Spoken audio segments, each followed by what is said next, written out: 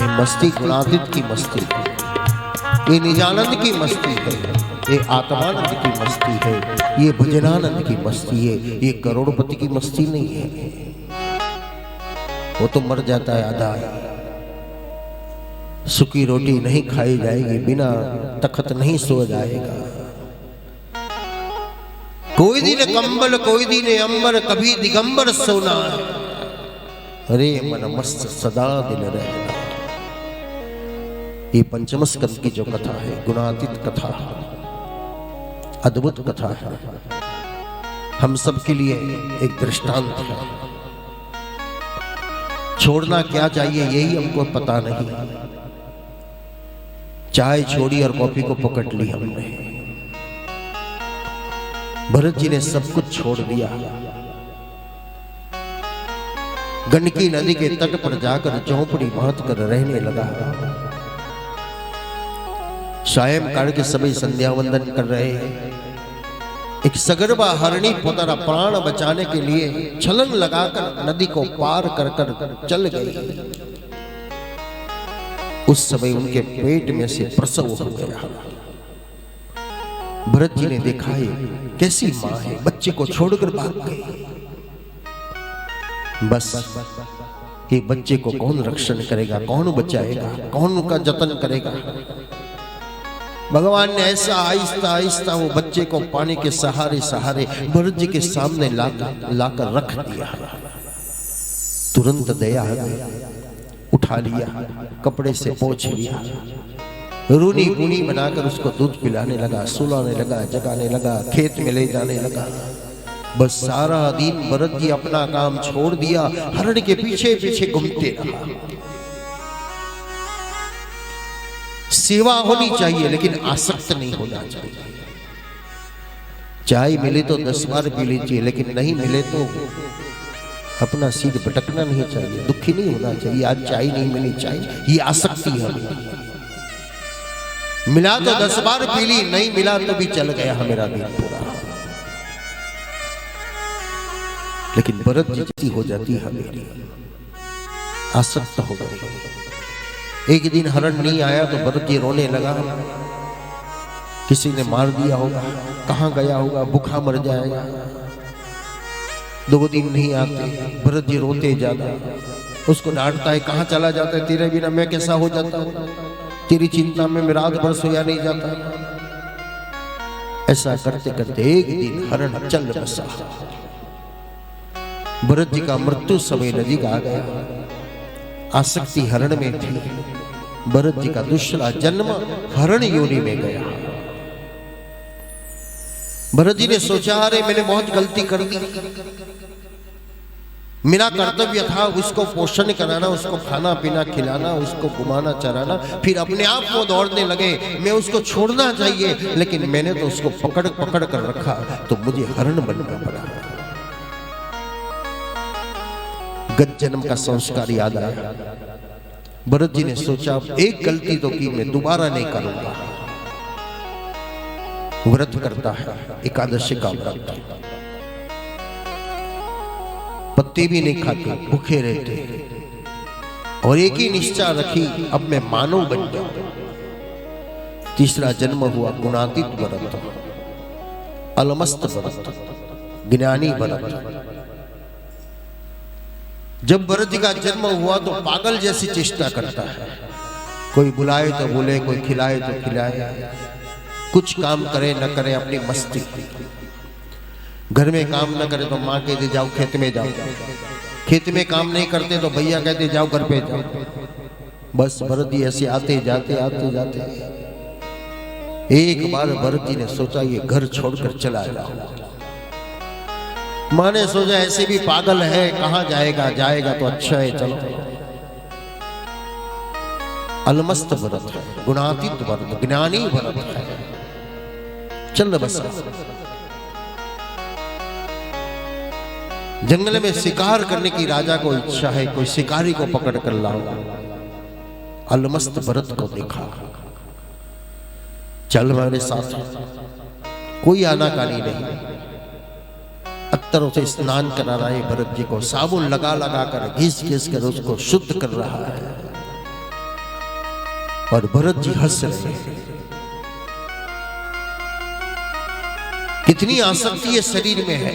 ऐसा नहीं कि नहीं नहाना चाहिए, ऐसा नहीं है। हम नहाते धोते फिर मेकअप कितना लगाते हैं, और मेकअप लगाने के बाद इतनी आसक्ति है तो हम ध्यान रखते हैं, पहुंचते नहीं रुमाल से मुंह नहीं पहुंचते, क्योंकि जो पहुंच दिया तो हमेरा सब गिले निकल जाता है। तो ऐसे ऐसे ऐसे ऐसे करते हैं, क्योंकि मेकअप लगा आर्टिफिशियल किया है स्मार्टनेस देखने के लिए। कितना मोह है शरीर में है, शरीर के वस्त्र में है, उसके ऊपर मेकअप का कितनी आसक्ति है। ये भरत जी कह रहा है, कितना भी सुंदर ये शरीर की सजावट करिए, लेकिन शरीर के भीतर तो दुर्गंधी भरी हुई है। इसीलिए भगवान शंकर भस्म लगाते हैं। हम सब पाउडर लगाते हैं, शंकर का पाउडर भस्म है। वो कहता है एक दिन ये शरीर राख बनने वाला है, शरीर राख बन जाए इससे पहला शरीर का सदुपयोग कर दीजिए, शरीर को सदगति सत्कार्य करा दीजिए। मां के सामने जब लाया गया तब पता चला ये तो बलि करने के लिए लाया है। कौन मां पसंद होती है बलि से? ये तो निजी स्वार्थ है। अब मेरा कोई मां दारू नहीं पीती, कोई बख्शा बख्श भोजन नहीं खाती, अपना स्वार्थ के लिए वो माँ का नाम दे देते हैं, भाई माँ को ये चढ़ावा करो, ये चढ़ावा करो। कोई माँ ऐसी नहीं कहती मुझे इतना सोना चाहिए, मुझे जीव चाहिए। ये तो हमें सब काम खड़ा कर दिया हमने, इसलिए आज धर्म एक बिजनेस बनने लगा है। इतना पैसा दो तो भगवान के नजदीक दर्शन करा दो। वाह, 2 घंटे लाइन में खड़े रहने नहीं पड़ेगा, जल्दी आके दर्शन कर लेंगे। एक सेठ ने कहा बहुत अच्छी बात है, 1000 रुपया दूं तो आगे से दर्शन होते। हाँ, तो इन लोगों को लाइन में आना, आपको आगे शॉर्टकट में ले जाता हूं। उस धनी ने कहा तो ऐसा काम करने, मुझे इतना ही चलना नहीं पड़े, मैं तेरे को 5000 रुपया देता हूँ, भगवान को इधर बुला लाओ ने। तो पंडित जी ने कहा अरे महाराज क्या बोलते हो, भगवान इधर आएगा? तो 1000 रुपये में भगवान का नजदीक से दर्शन होता तो 5000 में भगवान बाहर नहीं आएगा? 50,000 में तेरे को देता हूं, मेरे घर में भगवान को भेज दे। दर्शन की अनुभूति कब है? थोड़ा वियोग होना चाहिए, थोड़ी भूख लगनी चाहिए, थोड़ी प्यास लगनी चाहिए, थोड़ी थकान होनी चाहिए, और उस समय जो दर्शन होता है वो आनंद। नजदीक गए, 10 मिनट में दर्शन करके आए, उसकी अनुभूति नहीं होती है। हम हेलीकॉप्टर में केदारनाथ जाते हैं दर्शन करने के लिए, लेकिन जो नेचुरल अनुभूति होनी चाहिए, प्रकृति का दर्शन होना चाहिए, वो नहीं कर सकते हम। ऐसे ऊपर से 2 मिनट में देख लिया। कितना परिश्रम होता है, कितना श्वास फेफड़े फूलते हैं। वहां की हवा भी इतनी पतली है कि पैदल चलो तो भी श्वास चढ़ जाता है।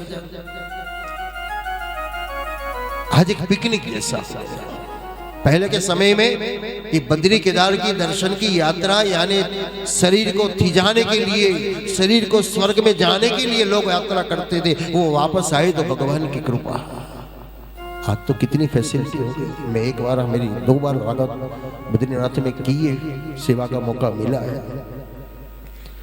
पूरी बस लेके हम जा रहे थे और एक बड़ा पत्थर गबड़ता हुआ आ रहा।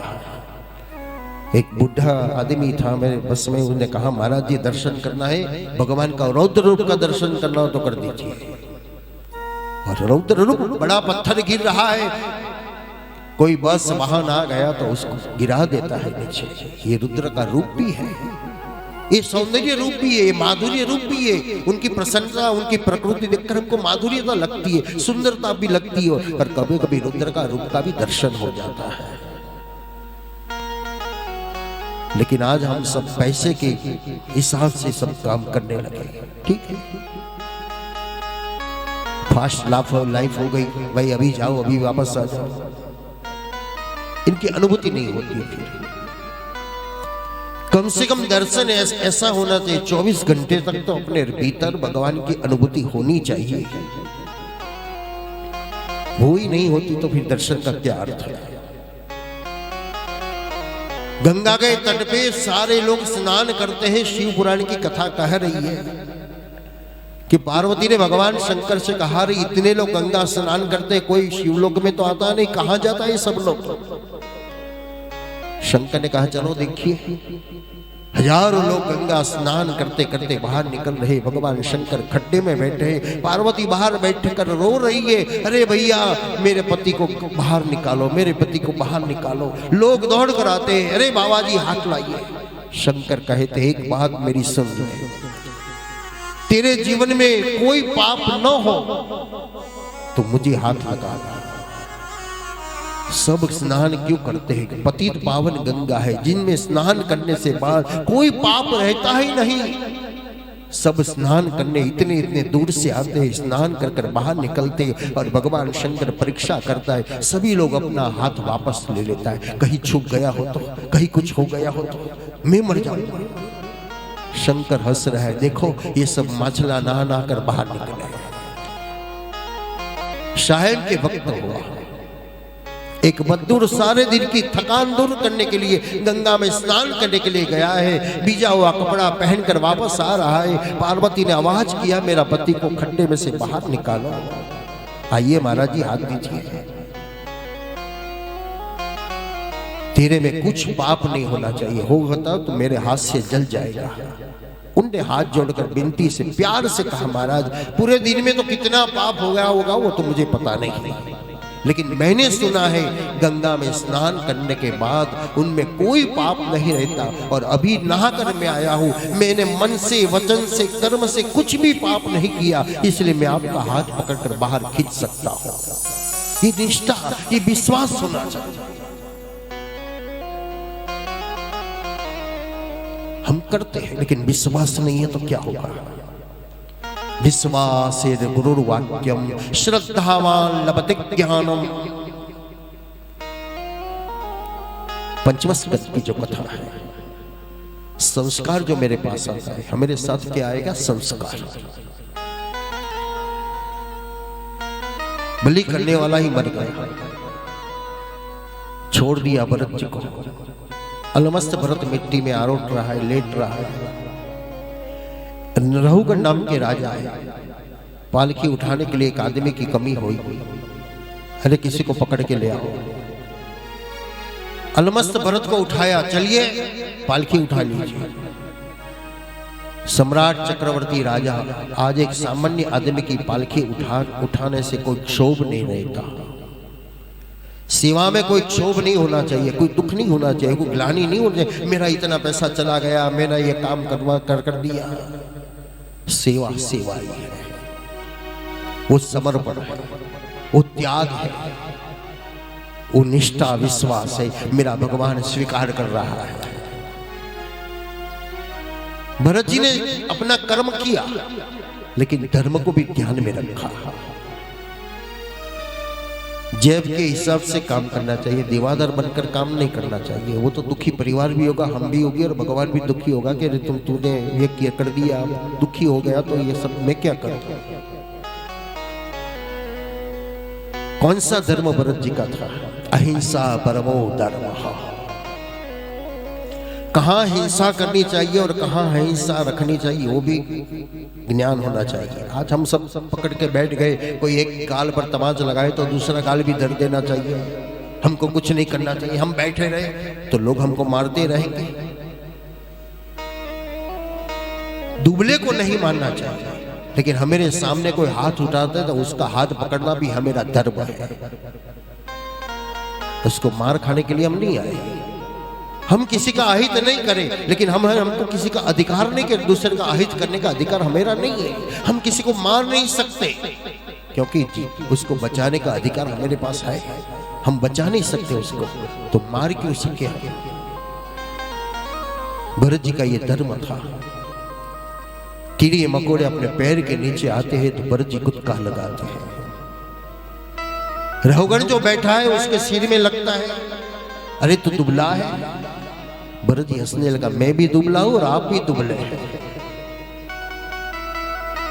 कैसे दुबले हम विषय वासना से वहां कितना कायर हो जाते हैं, उसका गुलाम हो जाते हैं। दोबारा जब भरत जी कुत्का लगाते हैं तो रहुगण बोलता है, तुझे उठाया नहीं जाता, वजन नहीं उठाया जाता।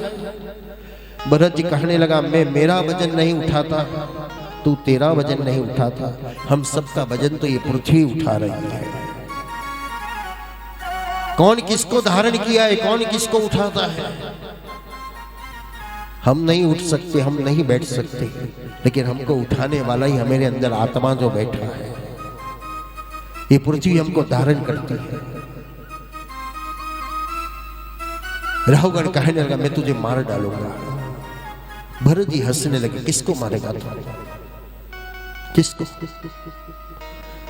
जो तू मारने के लिए कहा रहा है वो तो कब का ही मरा हुआ है, और जो तू मारने के लिए बोलता है ना वो कभी नहीं मरता।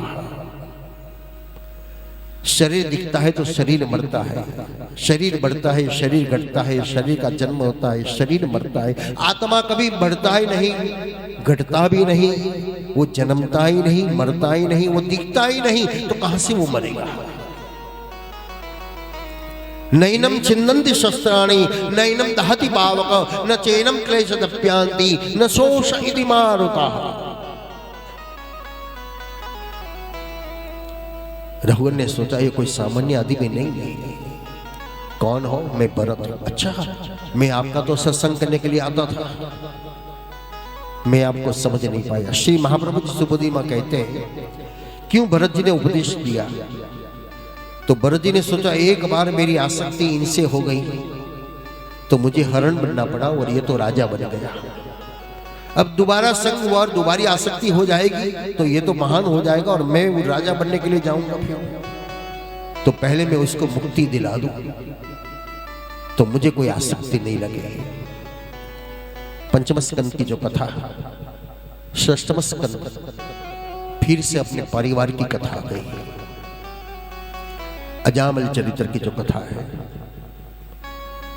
स्त्री और पुरुष की कथा है। अनीति के मार्ग पर चल रहा पुरुष को नीति के मार्ग में लाने की चेष्टा कौन करे? किसका अधिकार है, किसका कर्तव्य है?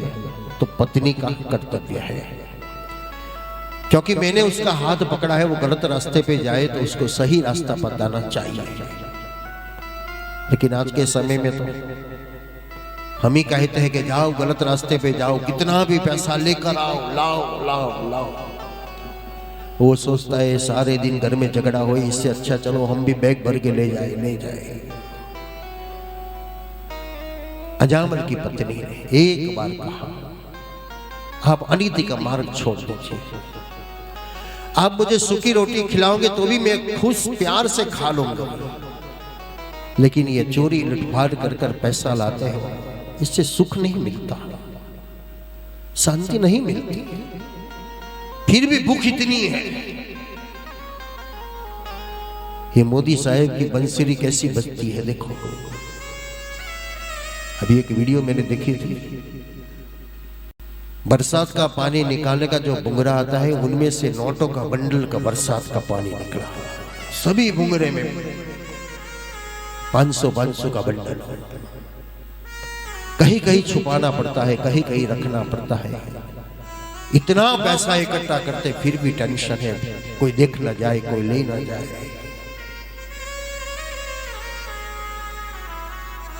संपत्ति चाहिए, लेकिन शास्त्र भी कहते 6 महीना तक हमको कुछ नहीं मिले इतनी संपत्ति का स्टोरेज करना चाहिए, लेकिन हम तो 600 साल तक का। कभी राजा ने सोचा होगा कि मेरा रजवाड़ा चला जाएगा, मेरी सत्ता चली जाएगी, ऐसे राजा ने भी नहीं सोचा होगा, लेकिन चली जाएगी। कौन रहता है? अनंत कोई नहीं है। बस एक काम करते रहो, जो आए थोड़ा अपना जीवन के लिए, अपने परिवार के लिए और बाकी समाज के लिए थोड़ा थोड़ा बांटते जाओ, ये वॉश करते जाओ। अजामल की पत्नी ने कहा, लेकिन अजामल माना नहीं, तो पत्नी ने अपना धंधा शुरू कर दिया। देखो, हम सबके घर में 2 धंधा होता है। पुरुष रुपया कमाने का धंधा करता है, तो घर में बैठी हुई पत्नी धर्म कमाने की धंधा करती है। पुरुष सत्कर्म नहीं कर सकता क्योंकि इनके पास समय नहीं, और पैसा कैसे कमाता है वो जानता है, इसीलिए दान जल्दी नहीं करेगा, लेकिन स्त्री सहजता से वो दान कर देती है। इनका पुण्य से, इनकी पुण्य की पूंजी से परिवार सुखी रहता है। और हम सब कबूल भी करते हैं, जब तक मेरी मां थी बहुत सुखी थे। फिर आगे कहते हैं, मेरी शादी होने के बाद मेरी पत्नी आई, मैं सुखी हो गया। फिर कहते हैं, मेरे यहां दिकरी का जन्म हुआ, मैं बहुत सुखी हो गया। ये लक्ष्मी है। तीन स्वरूप की जो लक्ष्मी बताई गई, एक बाल स्वरूप की लक्ष्मी, एक युवानी स्वरूप की लक्ष्मी और एक वृद्ध स्वरूप, वो भी लक्ष्मी है जो व्याप्त इसका बढ़ जाता है। अजामल की पत्नी लोगों को दक्षिणा देती है, खाना खिलाती है। अजामल को वो पसंद नहीं है, फिर भी पत्नी अपना काम करती रहती है। संत की जमात आई, अरे महाराज कोई ऐसा भक्त है जो इनके इतने सारे संतों को भोजन करा सके, इतना बड़ा भंडारा करा सके। लोगों ने कहा, मेरे गांव में तो एक ही है भगत अजामल, है लुटारा, लेकिन उसकी पत्नी बहुत भगवती है, आप सब लोग वहां चले जाओ। धन घड़ी धन भाग मारो, मारे आंगणे संतो पधारे। होसे होसे अजामलની પત્નીએ ભોજન બનાવીને બધાને જમાડી દીધું। ટાઈમ થઈ ગયો 4 વાગ્યાનો આવવાનો, અને અજામલની નજર, પત્નીની નજર ક્યાં જાય? ઘડિયાળ બાજુ, રસ્તા જલ્દી જમી લે સારું, જલ્દી જમી લે સારું। સંતોએ કીધું, આ બહેનને ક્યાંક તકલીફ છે। क्या मुसीबत है मां? कुछ नहीं, आप खाना नहीं, तेरा खाना खाया और तेरा दुख में हम सहभागी नहीं बने तो हम क्या कहा जाएगा? बता क्या दुख है तेरे? कोई दुख तो नहीं, तो फिर इतनी टेंशन में क्यों है? महाराज मेरा पति को यह सब पसंद नहीं है, वो आ जाएगा और आपको भोजन करके देख लेंगे तो आपको डांटेगा, कुछ गालियां बोलेंगे तो मुझे दुख होगा, इसलिए आप जल्दी, विनती है जल्दी भोजन करके चले जाओ। संत ने कहा, अब तो तेरा खाना खाया, हम तेरा देवादार हो गए, अब तो तेरा काम करना यही मेरा धर्म है, तेरा कल्याण होना चाहिए। ऐसा खाकर चला जाऊं तो मैं भूखा हूं। अजामल ने दूर से देखा, यार इतनी मंडली मेरे आंगन में बैठी है, मैं लूट लूट कर लाता हुआ बैठी बैठी लुटा रही है, आज इसकी बात है। लेकिन पता नहीं क्या हो गया जादू, अजामल शांत हो गया। संत कृपा पावत जन कोई, बिनु हरि कृपा मिल ही नहीं सकता। केवल दृष्टि होती है ना गुरुजन की, कोई महापुरुष की, तो अपने जीवन का पाप भी नष्ट हो जाता है, दुख भी चला जाता है। केवल दृष्टि से अपने जीवन में परिवर्तन आ जाता है।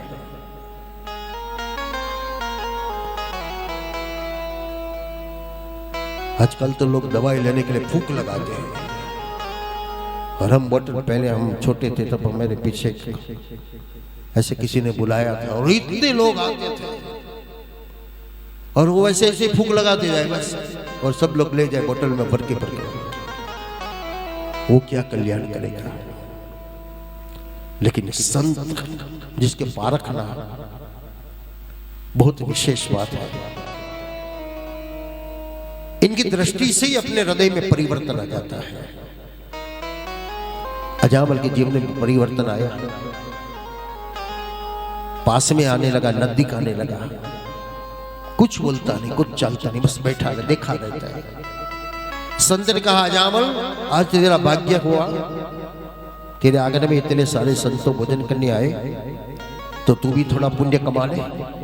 तेरी पत्नी ने इतना सारा भोजन खिलाया, तो कुछ दक्षिणा दे दे। अजामल ने कहा, बाप जी मेरी दक्षिणा यही मानो, मैं लूटने का काम करता हूं, तुझे लूट नहीं सकता, आपको यही मेरी दक्षिणा है। मैं देता नहीं लेता हूं, लेकिन आज लेने का मन नहीं होता, ये दक्षिणा मान, यह मेरी उदारता है। संत ने कहा, नहीं ऐसा नहीं चलेगा, कुछ तो देना पड़ेगा। दान क्या है? हम सब दान करते, क्यों करते हैं? हमारा पाप धोने के लिए हम दान करते हैं, किसी के ऊपर उपकार नहीं करते।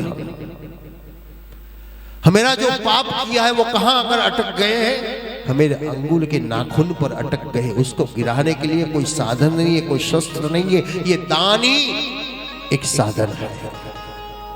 और इसीलिए दान लेने वाले को भी दान को पचाना पड़ता है। पचाने के लिए कोई व्यायाम नहीं, लेकिन मंत्र जाप करना पड़ता है। आपने तो दे दिया, लेकिन आप तो वापस मांगोगे नहीं। आशीर्वाद मांगेंगे, सुख मांगेंगे, वो कब मिलेगा? वो दान को बचाएगा, भक्ति करके, सेवा करके, सत्कर्म करके, तभी आपको मिलेगा। नहीं तो वो कुछ नहीं करेगा और अपने जीवन निर्वाह में वही संपत्ति सब खा पीकर मौज में रहेगा, तो आपको क्या मिलेगा? ऐसे हम उदारता से दान नहीं करते। हमको कुछ पाना है, हमको कुछ मिलना चाहिए।